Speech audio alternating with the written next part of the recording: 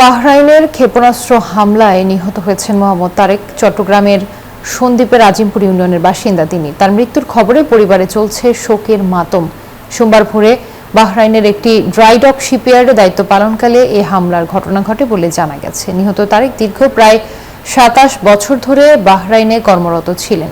তিনি পরিবারের একমাত্র উপার্জনক্ষম ব্যক্তি। তার আকস্মিক মৃত্যুতে পরিবারে নেমে এসেছে শোকের ছায়া। মরদেহ দ্রুত দেশে আনার জন্য প্রয়োজনীয় প্রক্রিয়া ইতোমধ্যে শুরু হয়েছে বলে জানিয়েছে নিহতের পরিবার।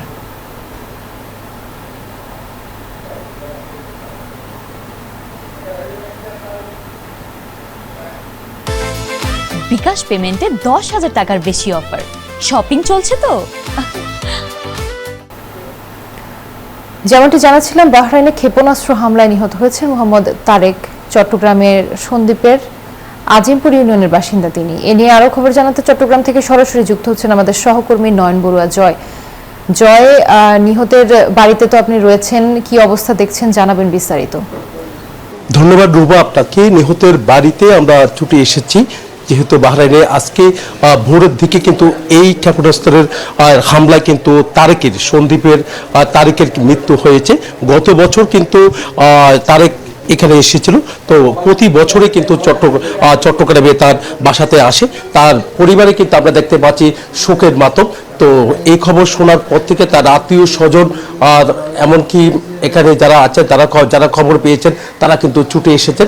বিভিন্ন জায়গা থেকে তারা ছুটে এসে কিন্তু তাদের পরিবারকে কিন্তু সান্ত্বনা দেওয়ার জন্য সবাই ছুটে এসেছেন। কিন্তু দেখা যাচ্ছে যে সবার পরিবারের একটি মাত্র দাবি কিন্তু এখন উঠেছে, তার মৃতদেহ হলেও কিন্তু অন্তত নিয়ে আসা হোক। তার মেয়ে আমরা দেখতে পাচ্ছি, একটি মাত্র মেয়ে, তারেকের একটি মাত্র মেয়ে।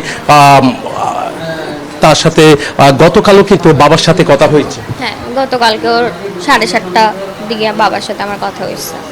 মানে বাবাদের ওইখানে ইফতার করার আগে, এরপরে বাবা বলছে ইফতার করে নামাজ পড়ে এরপরে বাবা ডিউটির জন্য রওনা দিবে, যেহেতু বাবার নাইট ডিউটি। 3 মাস নাইট 3 মাস ডে এরকমই কন্টিনিউ চলতেছিল। একেবারে শেষ, এখন তো শেষ ইচ্ছেটা কি আপনাদের? বাবাকে তাড়াতাড়ি দেশে নিয়ে আসার জন্য, এটাই